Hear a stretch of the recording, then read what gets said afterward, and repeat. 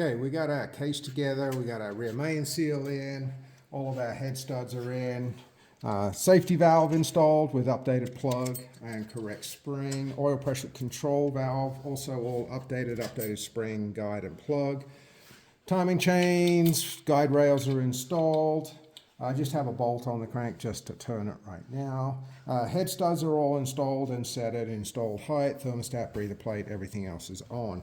So our next steps now is to go ahead and do our calculations on compression height. We are using a different set of pistons on this. This is getting a set of Marley Motorsports.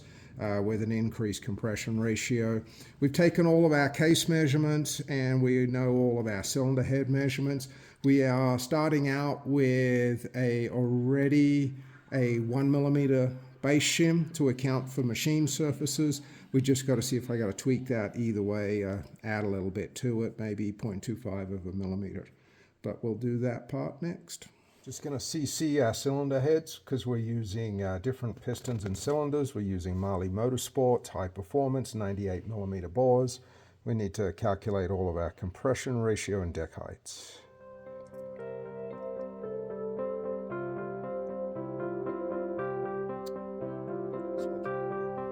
89 cc's.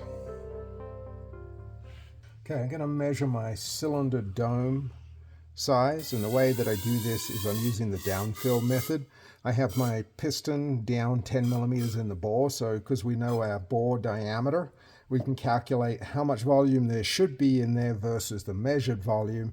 The difference is our dome volume. This is going to complete my compression ratio calculations. 8.5. Okay, so I'm using my Excel spreadsheet to calculate my compression. We've actually done a video on this. You can look it up in our past video so you can build your own.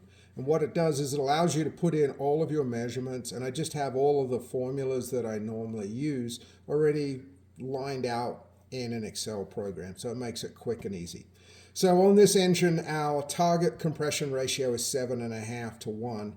And because we're using a Marley Motorsports piston and cylinder, which isn't 100% stock, that means we need to go through and verify everything. So what I've done is I put in my case thickness, my stroke, my barrel height, and I have to measure these again because they are different from the factory Porsche height. The current shim thickness that I'm using, my rod length, piston pin, dome volumes, bore, chamber volumes, measured volumes, and this is all my downfill information here. So once I plug in all of my numbers from all of my measurements, that gives me my deck height should be 1.4 millimeters, and that's the piston at top dead center, measuring down to where the top of the ringland area is, not the dome, from the top of the cylinder. And a quick install with just a 1mm shim shows that when I get my correct shim pack in there will get me to that number. Swept volume, so this is telling me just information from myself. So one cylinder is now 531 cc's. Deck height volume, so that's a calculated number from our numbers up here. Our current compression ratio, if we're not factoring everything in, is 7.6 to 1, when our target ratio is 7.5 to 1, so pretty close. Our total displacement right now, 3.186 cc's, so 3.2 liter roughly, rounded up. Dome volume, that's the size of the dome on the piston. Our crevice volume, which is the space between our top ring and the top of our piston. There's a little airspace around here, and this actually takes away from compression. When we factor in our crevice volume, our actual engine compression ratio is 7.5 to 1. So it's hitting exactly as advertised with all of our numbers that we're using. Okay, so one thing about putting in modified parts is it's a lot more work. We've already put in all the work for our deck height and shim pack, but now we need to do our piston ring clearances. And with all of this stuff, the manufacturer is really king. So Marley gives us this really nice ring placement, which is different than I normally do. They ask for top and bottom compression rings to be on the thrust faces. Normally I would not do that, but because they say it, I am going to it. One of the things you want to pay attention to is right here, warning, tight ring gap clearances may cause major engine damage. So on the other side, we get all of our calculations. So this is a turbo application. It is a street turbo application. And here they have two different options, turbo supercharger in a race application and turbo supercharger in a normal application. So what we do is we take our bore, and the thing that is very strange is all of this comes in standard numbers instead of metric, but that's okay. I can work in both. So what I've done is I've taken our bore, which is 3.853 inches, multiplied it by 0.0060, or basically 6 thousandths, and that gives us a ring end gap of 23 thousandths. So here's my top ring. I have two feeler gauges right now. I have a 15 thousandths, or 0.381, which is what they want us to do the oil ring at, and I have a 23 thousandths ring gap. So if I put in my 15 first, slides in nice, there's clearance there. And this actually measures 17. I did measure it just to see where it is. So obviously, that 23 ring gap is not going to fit. So what we have to do, and I match these to each cylinders because there can be small differences per cylinder, is I have my handy dandy little electric ring grinder. And we're going to back it off first.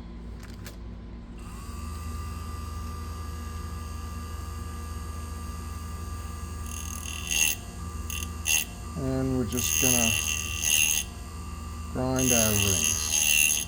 And we want to go nice and slow because we don't want to overshoot.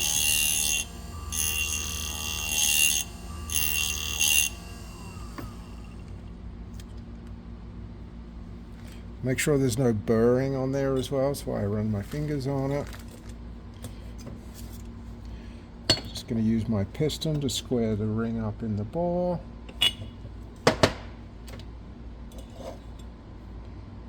Just starting to take the 23 thousandths, but needs a little tiny bit more.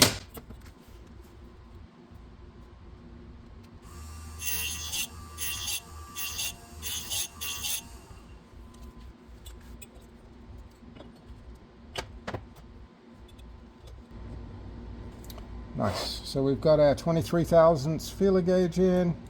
I think it's a hair tight. I think it could take just a little bit more out of it.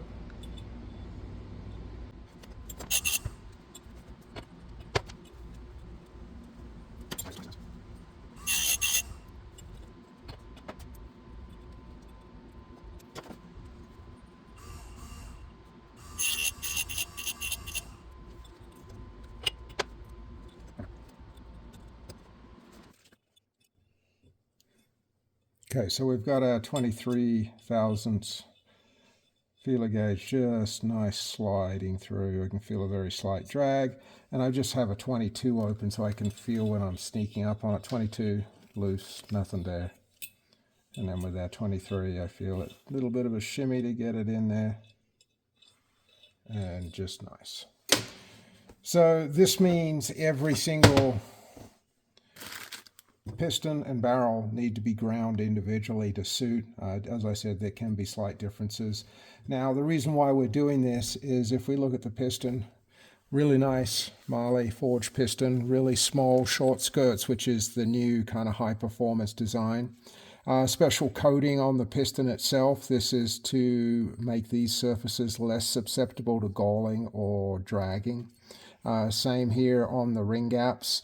This coating, which is all over the piston, is designed to stop the rings, what Marley calls micro welding. So often when there's a lot of heat, especially with turbo applications, you can get where the rings will actually stick. You actually want your rings to be free floating in here. The other thing that they're doing, which most manufacturers are also doing, is putting a micro slip wear surface. We actually do this. It's a product that we buy from Cerakote, and we've started using it on pistons when we reuse them. And what it does is it just helps with the wear contact against the barrel, reduces some piston scuffing. I see it as a benefit. Really nice looking piston. The rings you'll also notice are much thinner than a standard Porsche ring, and this makes them more likely to conform to slight differences in cylinder bore. Less weight means less chance of a ring flutter, which is when it moves inside the actual ring lands. All in all, a really nice unit, but buying the piston and cylinder assembly is A, expensive to begin with, and B, it about triples the installation time. We've already gone through and measured all of our deck heights, calculated our compression to make sure we're hitting at the right compression numbers, CC'd our dome, CC'd our cylinder head, and have run through all of these calculations before we even came close to fitting a ring to the barrel. So that's kind of something that you want to keep in mind when you're doing this. Anytime you get outside a true factory designation, it's a lot of work to make it right. Okay, so one thing that is a little bit different is on the oil ring, they just want a minimum number of 15 thousandths. So that's why I have my 15 thousandths feeler gauge out. So far, these have all been right there. They're a little bit bigger than 15. They're probably 16. But that's at least one that we don't have to grind. Okay, so one of the things that I'm doing a little bit differently with these pistons as well is I'm putting them into the barrel first. Now, you can go either way. Normally with a standard piston, I'll assemble the piston onto the rod and then use my hazard spring compressor and punch the barrels down. What I found with these ones, because the pistons are so small, is my ring compressor wants to curl a little bit on the piston. So I actually switched to a different one, and I'm doing it on the bench. In my opinion, it's really 6 1/2 dozen of the other. Whichever method works for you is fine. It is a little bit more fiddly when you're doing the wrist pin circlip, but using an installer helps a lot.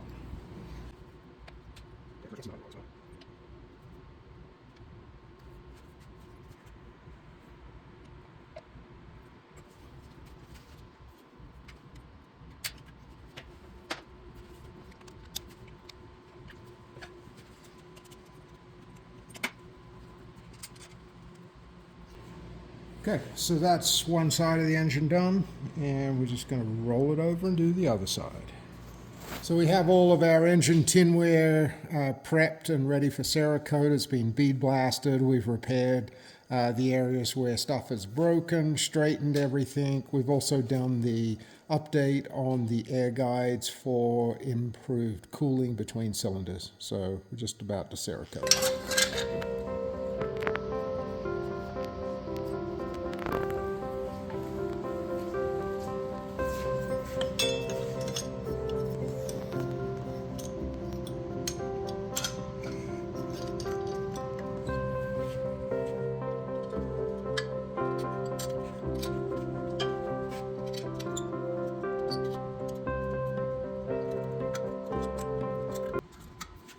So the final check on my barrel heights is just making sure I didn't mess up a shim. So I have my machine straight edge, and I'm just coming across all of my sealing surfaces, and they all look great. And we've seen this recently on a motor that we pulled apart where they had a 0.25 shim and 0.5 shims mixed in under different barrel heights. And it killed a camshaft and a cam box. So it's important to check. Okay, final check. Heads are about to go on. Arrows are all pointing towards the flywheel. Studs are all carpet. Everything is clean and dry. So if you watch the cylinder head video on this turbo engine, you'll know that we separated heads between banks 1 and 2, and we've got them labeled out. So we are putting the heads on in the order that we determined was best.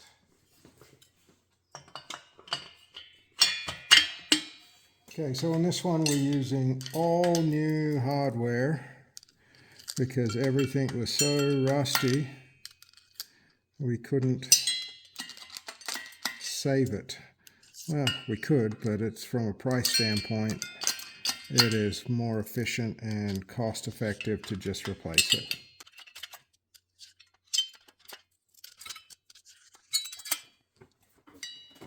And we're just going to leave these finger tight until we get our cam boxes installed and torqued.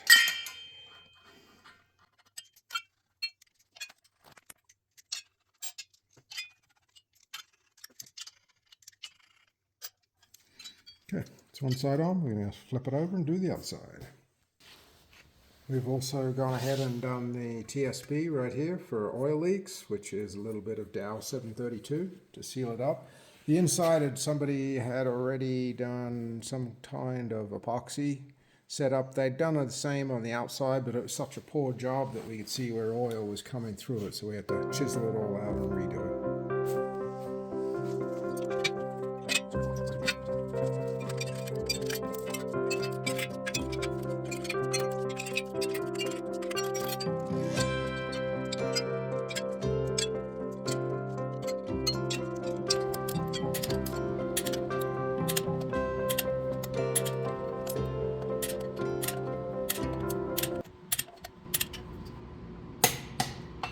Okay, so today I've been working on cam boxes. This particular set of cam boxes, we were actually going to not use them because they were pretty beat up. The problems were a starvation due to blockages related to using a silicone sealer and an excessive amount of silicone sealer with pieces breaking off into the cam box. We had some scoring in this area here on the cams on both sides. This cam box was a little more noticeable. But what I ran into was these 4-bearing cams with a 901 part number are getting harder and harder to find. And the ones that you do find are getting more and more money, and that's pretty obvious because they're getting harder to find. Now, they are still available from Porsche, but you're looking around $2,500 a piece, so it would be $5,000 for 2 cam boxes. So, with all of that in mind, I ended up spending about 7 hours total to do a set of cam boxes, which is a lot more than usual. I had to do a lot of work in the rocker areas here using a bearing scraper and actually I had to make a custom tool so I could fit a Scotch-Brite polishing wheel through and polish out all of my journals to get as much of the scoring out of it. And this just comes from years of being beat up and people not using good work practices, not being careful when they drive them out. I used a brand new rocker shaft to size each individual one to make sure that my clearances aren't too big. The rocker shaft was still tightening up. And we're using the Porsche Motorsports Viton O-ring to help seal on there. With the cam journals, what I've done is I've taken the scoring and knocked it down. I've also honed all of the cam journals. This one over here is probably the best one to look at for that. From a size perspective, we're okay. We are using new cams, which eliminates some of the wear issues that we had with the cams, because the cams had also suffered heavy wear. And in fact, we were unable to save any of the rockers or the rocker shafts. I mean, normally I can save a couple if maybe one needs a rebush or something like that.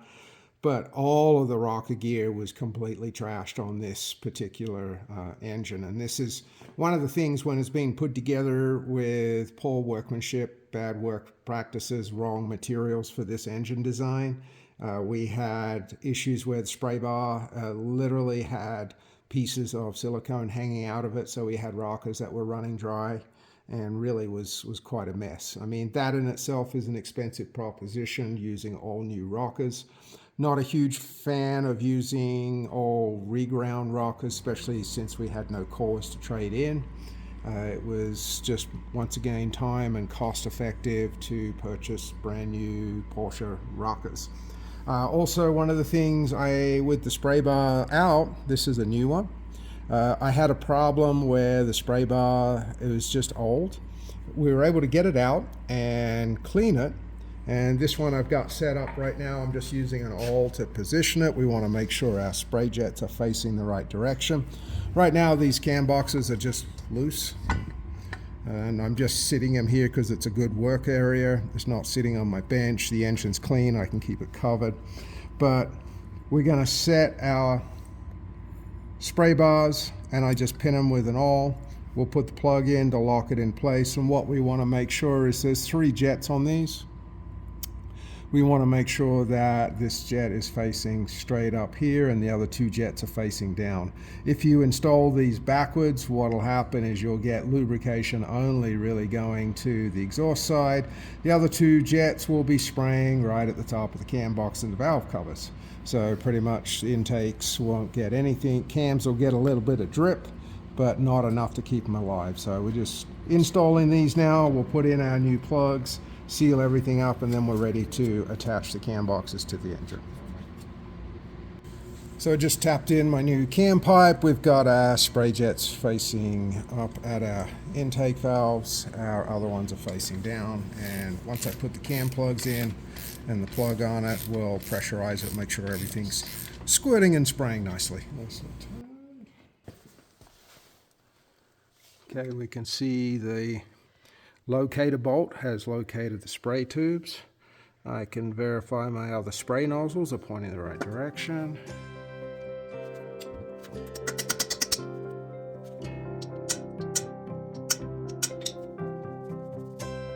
New plug installed, and we want it below the surface of the cam box area because we have flanges and things that will bolt up here.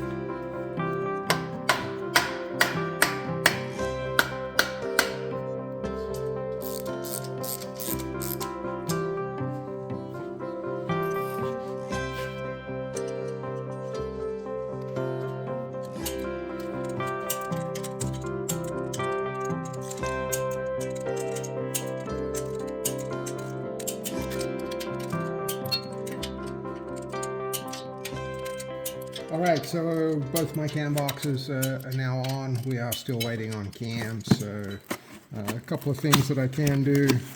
We had our oil cooler tested and it failed. So we are putting a brand new and genuine Porsche oil cooler on.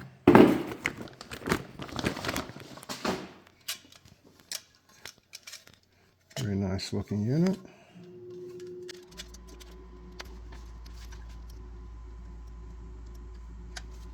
Already got my rubber seal rings on. No gasket sealers as usual.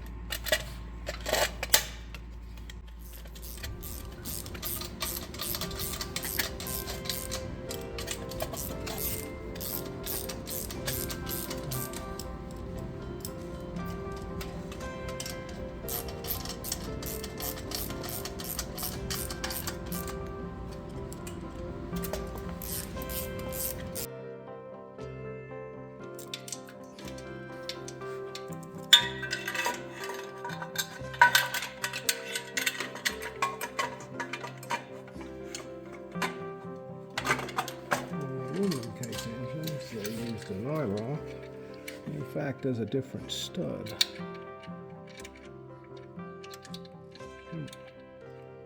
Doing this by braille. I can see it. Look. Come on, help.